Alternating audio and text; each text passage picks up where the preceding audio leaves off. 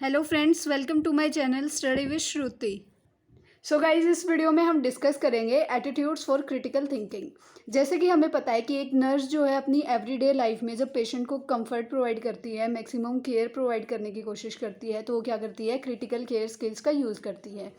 The use of evidence based practices based on research और clinical expertise make nurse informed critical thinker.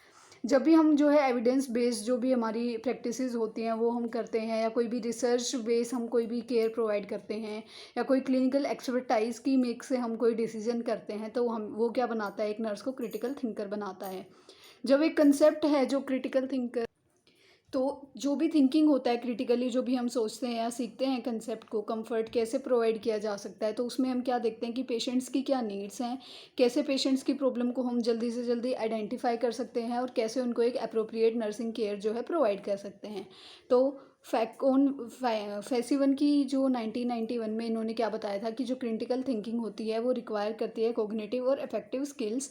और जो इसमें क्या होता है, हमें हैबिट होती है क्वेश्चन पूछने की, इन्फॉर्म्ड रहने की, हर चीज़ हमें पता होती है। अगर हमारे कोई भी पर्सनल कन्फ्लिक्ट हो जाते हैं तो उसमें हमें ऑनेस्ट रहना होता है। तो ये सारी चीज़ें होती हैं। अगर हमसे कोई गलती हो जाती है तो हम उसको रिकन्सिडर करते हैं, सारी चीज़ को दोबारा देखते हैं, और जो भी प्रॉब्लम्स होती हैं उनको जल्दी से जल्दी क्या है, एटीट्यूड जो भी है, मतलब जल्दी से ठीक करने की कोशिश करते हैं। जो भी प्रॉब्लम्स होती हैं उनको क्लियर करने की कोशिश करते हैं। तो ये क्या था, ये इन्होंने बताया था हमें। अब उसके बाद कौन कौन से ऐसे पॉइंट्स हैं जो डे टू डे लाइफ में यूज़ करते हैं और उसको हम क्रिटिकल केयर एटीट्यूड्स कहते हैं। तो सबसे पहले आता है इंटेलेक्चुअल करेज। इंटेलेक्चुअल करेज में क्या होता है, एबिलिटी और विलिंगनेस होती है चीज़ों को सोचने की, उनको देखने की, आइडियाज़ कैसे इवेल्युएट किए जा सकते हैं, कैसे दूसरों के व्यू जो है हम ले सकते हैं। तो ये सारी चीज़ें क्या होती हैं, इंटेलेक्चुअल करेज होता है। एक जो क्रिटिकल नर्स होती है, जो क्रिटिकल थिंकर होता है, वो पेशेंट की सारी चीज़ें सुनता है, जो उसके टीम मेंबर्स होते हैं उनके पर्सपेक्टिव लेता है, उनकी जजमेंट भी देखता है, और सारी चीज़ें देख के अपनी पर्सनल फीलिंग्स को ध्यान में ना रखते हुए क्या करता है, जो भी उसने चीज़ें सीखी हैं, जो भी एविडेंसेस हैं, उनके बेस पे क्या है वो आगे जाके अपना जो है डिसीज़न लेता है। उसके बाद आता है एम्पैथी। एम्पैथी मतलब क्या होता है, literally means understanding others perspective clearly या फिर करेक्टली। जो अगला बंदा हमें समझाना चाह रहा है, जो उसकी कंडीशन है, उसको एकदम करेक्टली समझना क्या होता है, एम्पैथी होता है। एम्पैथी हम कह सकते हैं कि हम खुद को उस जगह पे रखते हैं जहाँ पे पेशेंट है, जो पेशेंट की प्रॉब्लम है, हम सोचते हैं कि वो हमारी अपनी प्रॉब्लम है, और हम उसको अपने आप को पेशेंट की जगह रख के उसका ट्रीटमेंट करते हैं। तो उसको क्या कहते हैं, हम एम्पैथी कहते हैं। उसके बाद आता है ऑर्डरली इंटरप्रिटेशन। इसमें क्या होता है, हमें सिस्टमिक तरीके से पेशेंट का डाटा कलेक्शन करना होता है। पेशेंट का जो डाटा है उसको अलग अलग कैटेगराइज करके देखना होता है कि हर एक चीज़ की कैसे कैसे चीज़ें हैं, कौन सी चीज़ किस कैटेगरी में जाएगी, वो हम उसमें डिसाइड करते हैं, और जो भी फाइंडिंग्स हैं वो निकालते हैं, जो डाटा हमें नीडेड होता है, और जो अननीडेड, जो अनसर्टेन डाटा होता है जिसकी हमें नीड नहीं होती है, उसको हम साइड कर देते हैं। उसके बाद आती है क्रिटिकल जजमेंट। हमें ओपन माइंडेड रहना होता है। जो चीज़ें हम असेस करते हैं पेशेंट के बारे में, जो भी पेशेंट की इन्फॉर्मेशन होती है, वो हमें ओपन माइंडली जो है हमें देखनी होती है। हम कोई भी क्लूलेस अजम्पशन नहीं बना सकते हैं कि हाँ पेशेंट को ऐसा है तो क्या पता उसको ये प्रॉब्लम हो।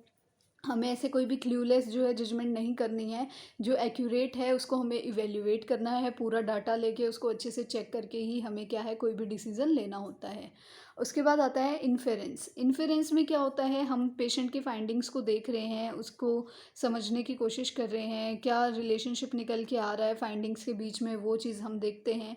उसके बाद पेशेंट का डाटा क्या एक्चुअल और पोटेंशियल प्रॉब्लम दिखा रहा है, या कोई प्रॉब्लम नहीं है, या प्रॉब्लम कितनी ज़्यादा सीवियर है या सीवियर नहीं है, वो चीज़ हम अच्छे से चेकआउट करते हैं।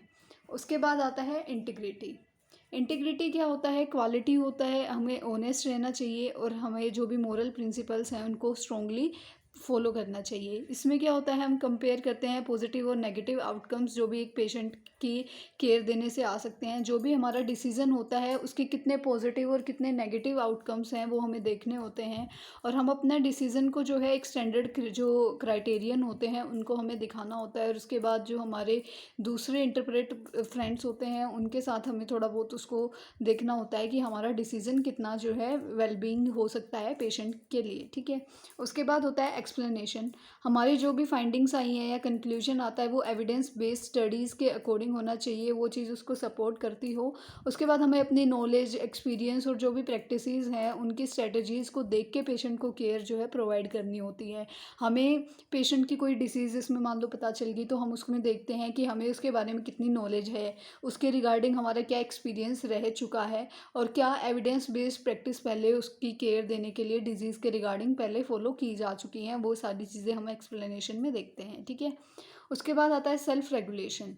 Reflect on your experience. हमारा क्या एक्सपीरियंस है ये उसके हिसाब से होता है। आइडेंटिफाई करते हैं हम वेज़ को कि अपनी जो हमारी खुद की परफॉर्मेंस है हम उसको कैसे इम्प्रूव कर सकते हैं डे टू डे लाइफ में, और कैसे जो हमारे बिलीव्स हैं, जो हमारी चीज़ें हैं, जो हमारे डिसीजंस हैं उसको हम सक्सेसफुल कर सकते हैं, या क्या चीज़ है जो हमारे बिलीव्स को और हमारे डिसीजंस को सक्सेसफुल करने में ज़्यादा बेनिफिशियल रहेगी। तो वो आता है सेल्फ रेगुलेशन में।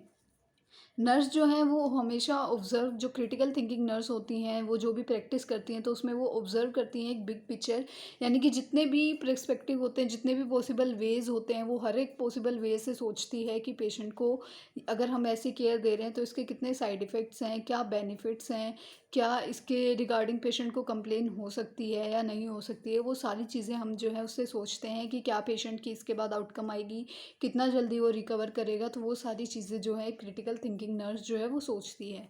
उसके बाद जो नर्स है वो क्लियरली फोकस करती है अल्टरनेटिव प्रॉब्लम सॉल्विंग पे। कोई और प्रॉब्लम चल रही है, वो अपने डिसीजन मेकिंग जो है वो बहुत क्विकली नहीं करती है, केयरलेसली नहीं करती है, बहुत सोच समझ के जो है वो डिसीजंस लेती है। जो नर्सेज क्राइसिस सिचुएशन में काम करते हैं, जैसे कि इमरजेंसी डिपार्टमेंट में, या जब पेशेंट की कंडीशन बहुत ज़्यादा चेंजेस आ रहे हैं उसमें, या कोई कॉम्प्लिकेट कंडीशन हो गई है, तो वो क्या है एक्ट करती हैं क्विकली, लेकिन उनके पीछे भी पूरा उनका एक्सपीरियंस होता है और वो भी अपने डिसिप्लिन को मेंटेन करके रखती हैं ताकि कोई भी प्री मैच्योर या इनअप्रोप्रिएट डिसीजन ना लिया जाए, कोई भी डिसीजन मेकिंग में गलती ना हो जाए।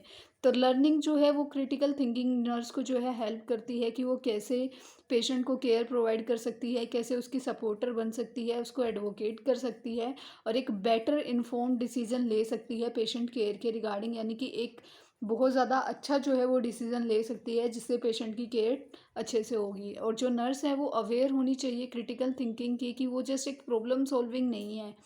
जो क्रिटिकल थिंकिंग नर्स होती है वो सिर्फ उस प्रॉब्लम को सोल्व नहीं करती है, लेकिन क्रिटिकल थिंकिंग उससे ज़्यादा होती है कि उससे प्रॉब्लम भी सोल्व होनी चाहिए और हमें ये भी देखना है कि पेशेंट को क्या साइड इफ़ेक्ट आएंगे और वो प्रॉब्लम कितनी जल्दी सोल्व हो रही है।